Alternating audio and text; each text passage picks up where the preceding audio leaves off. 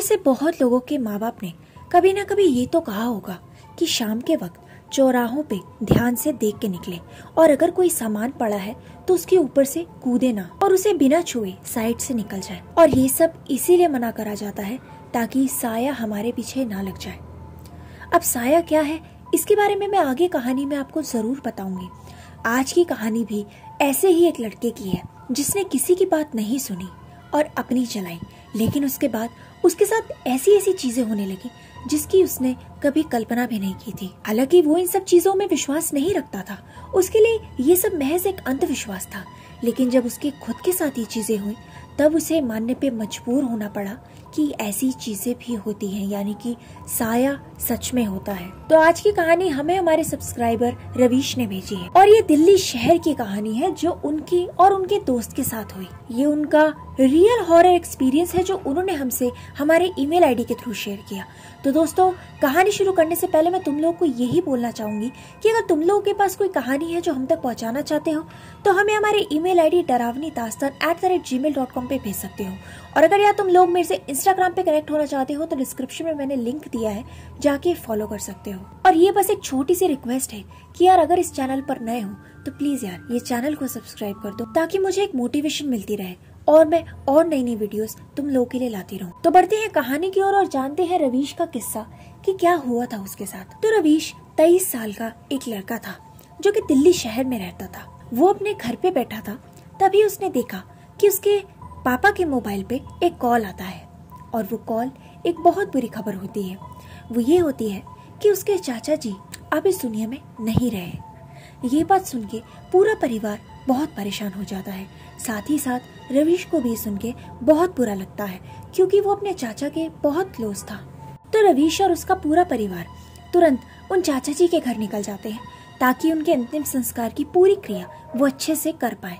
सब चीजें होने के बाद वो लोग उसके चाचा जी के शव को शमशान घाट ले जाते हैं और रवीश भी उनके साथ ही जाता है। साथ ही साथ वो अपने दोस्त दीपक को भी अपने साथ ले चलता है। वो सब लोग वहाँ पे जितने भी मौजूद होते हैं सब अंतिम संस्कार की प्रक्रिया अच्छे से करते हैं ताकि उनके चाचा जी की आत्मा को मुक्ति मिल पाए। अब जबकि सब कुछ हो चुका होता है तो वो लोग वहाँ से अपने घर लौटने के लिए निकल जाते हैं। शमशान घाट से निकलते वक्त रवीश की नजर बाईं ओर लगे पीपल के पेड़ पे गई और उसने देखा कि वहाँ पे बहुत सारे मटके पड़े हैं जिन पे लाल रंग का कपड़ा बांधा है और ऊपर से उन्हें कस के बांध रखा है और बहुत सारी रोली और चावल वहाँ पड़ा हुआ है। ये सब देख के रवीश को बहुत अजीब लगा और रवीश ने अपने दोस्त से कहा कि ये क्या चीज है, क्या तुम्हें पता है? दीपक ने कहा नहीं, मैं नहीं जानता। तब रवीश ने अपने पापा से पूछा, पापा ये मटके यहाँ क्यों पड़े हैं? तब उसके पापा ने रवीश को कहा कि ये ऐसे ही रखे हैं और तुम इनके पास मत जाना और इन्हें छूना तो बिल्कुल भी नहीं क्योंकि लोग कहते हैं इसके आसपास साया घूमता है। रवीश को ये बात सुन के बहुत पचकानी लगी क्योंकि रवीश इन सब चीजों में बिलीव नहीं करता था। उसके हिसाब से भूत, प्रेत, आत्मा, ये साया ऐसा कुछ भी नहीं होता, ये बस इंसान के मन का वहम होता है। तो रवीश और उसका दोस्त दीपक अपने अपने घर लौट जाते हैं। लेकिन रवीश को ये बात बहुत परेशान कर रही थी कि एक मटका जो कि इंसान के ही द्वारा रखा गया है उसमें कैसे कोई भूत हो सकता है। तो उसने अपने दोस्त दीपक को कॉल किया और कहा कि क्या वो शाम में उसके साथ उस पीपल के पेड़ की तरफ चलेगा, क्योंकि रवीश देखना चाहता था कि वहाँ पे सच में कोई भूत है भी या नहीं। उसके दोस्त दीपक ने उसे साफ मना कर दिया और कहा कि मैं तो वहाँ बिल्कुल नहीं जाने वाला और उसे साथ ही साथ ये भी कहा कि अगर तुम्हें भी अपनी जान प्यारी है तो तुम भी मत जाना क्योंकि ऐसी चीजों का भरोसा नहीं कब क्या हो जाए। लेकिन रवीश कहाँ मानने वाला था। रवीश ने कहा ठीक है, तुम नहीं जाना चाहते तो कोई बात नहीं, लेकिन मैं तो जाऊंगा। अब रात के तकरीबन 8:30 बज रहे थे और रवीश अपने घर ये बोल के निकला कि वो बस बाजार से अपने लिए कुछ किताबें लेकर आ रहा है क्योंकि उसके एग्जाम्स आने वाले हैं। तो उसके घर वालों ने कहा ठीक है, संभल कर जाना। रवीश चलता चलता उस शमशान घाट की तरफ पहुंच गया क्योंकि रात के वक्त शमशान घाट में कोई भी नहीं होता। तो शमशान घाट का दरवाजा अंदर से लॉक था, बस एक गार्ड था जो वहीं पे रहता था। रवीश जैसे तैसे करके उस पीपल के पेड़ के पास पहुंचा। उसने अपने फोन की टॉर्च चलाई क्योंकि वहाँ पे बहुत अंधेरा था और रवीश उस पेड़ के नीचे जाके धीरे धीरे हेलो हेलो की आवाज करने लगा। शायद वहाँ पे कोई भूत हो जो रवीश को पलटकर हेलो बोले, लेकिन ऐसा नहीं हुआ। तो रवीश ने मान लिया कि वहाँ पे कोई भी भूत नहीं है। अब सवाल था उन मटकियों का, और वहाँ पे चावल और रोली जो बहुत बिखरे पड़े थे। रवीश ने क्या किया, एक मटकी उठाई और उसके ऊपर जो लाल कपड़ा बंधा था उसे खोल दिया। रवीश ने जैसे ही वो मटकी खोली, उसने देखा कि उस मटकी के अंदर बहुत सारे राई के दाने पड़े हैं और साथ ही साथ पूड़ी, हलवा और बहुत सारे लौंग पड़े हैं। रवीश ने सोचा कि शायद कोई पागल ही होगा जो इस मटके में भर के यहाँ पे रख जाएगा, और उसने ऐसे ही उस मटके को उठाया और साइड पे फेंक दिया। और ऐसे ही उसने एक दो मटके और खोले और उनमें भी अलग अलग चीजें पाई। किसी में खील पाए और किसी में खूब सारे कपूर, लौंग और राई के दाने पाए।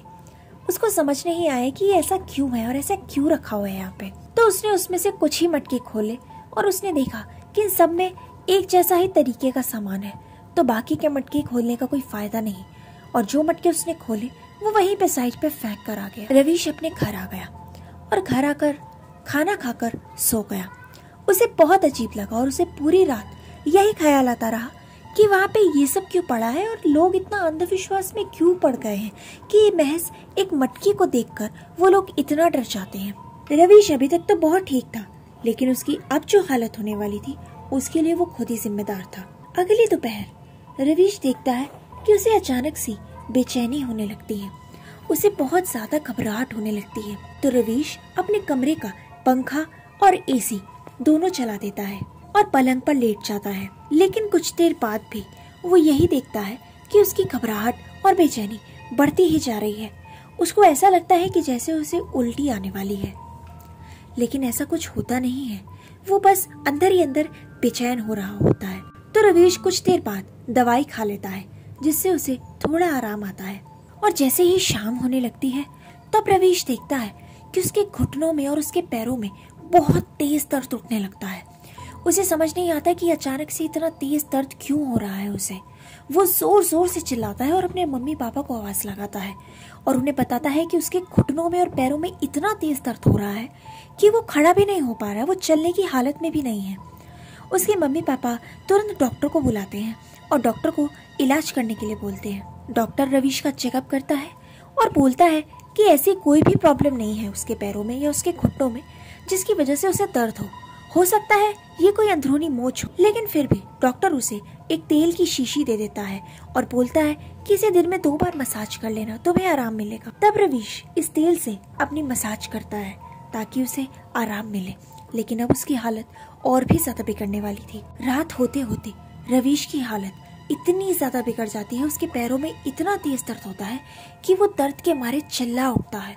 ये सुन के उसके मम्मी पापा दौड़े उसके कमरे में चले जाते हैं और बोलते हैं कि क्या हुआ।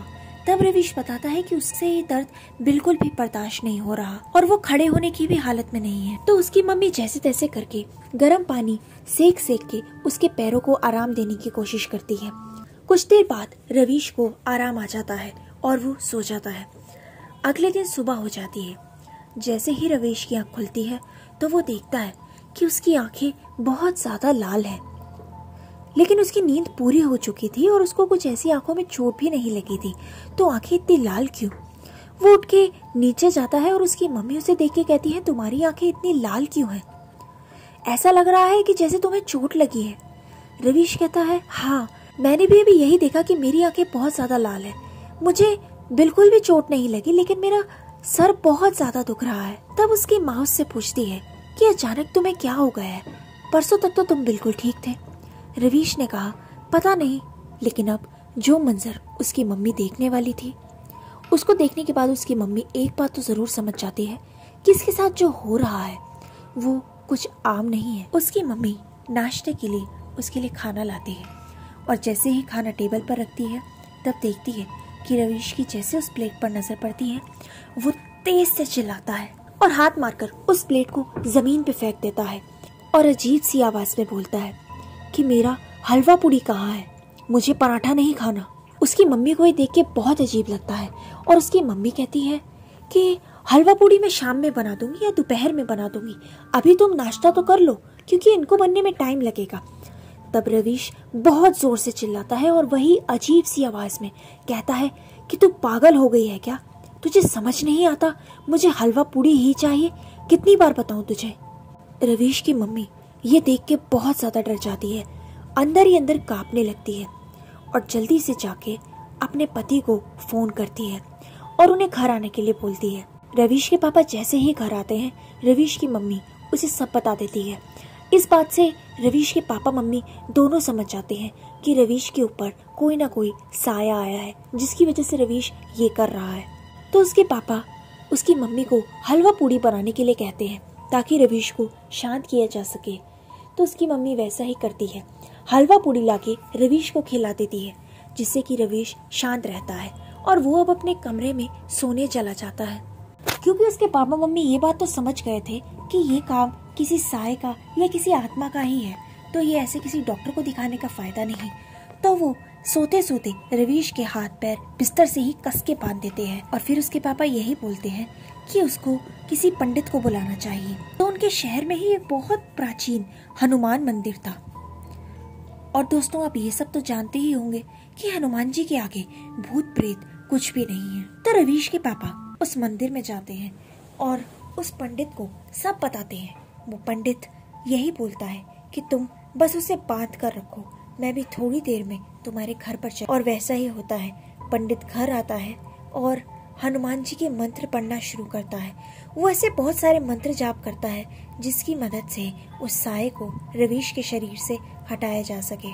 तकरीबन आधे घंटे बाद रवीश बिल्कुल सही होने लगता है और पंडित लगातार वो सब मंत्र और अपनी प्रक्रिया चालू रखते हैं। और पंडित ने साथ ही साथ रवीश के पापा को ये भी बोला था कि उन्हें 3 मटके चाहिए और एक लाल कपड़ा चाहिए।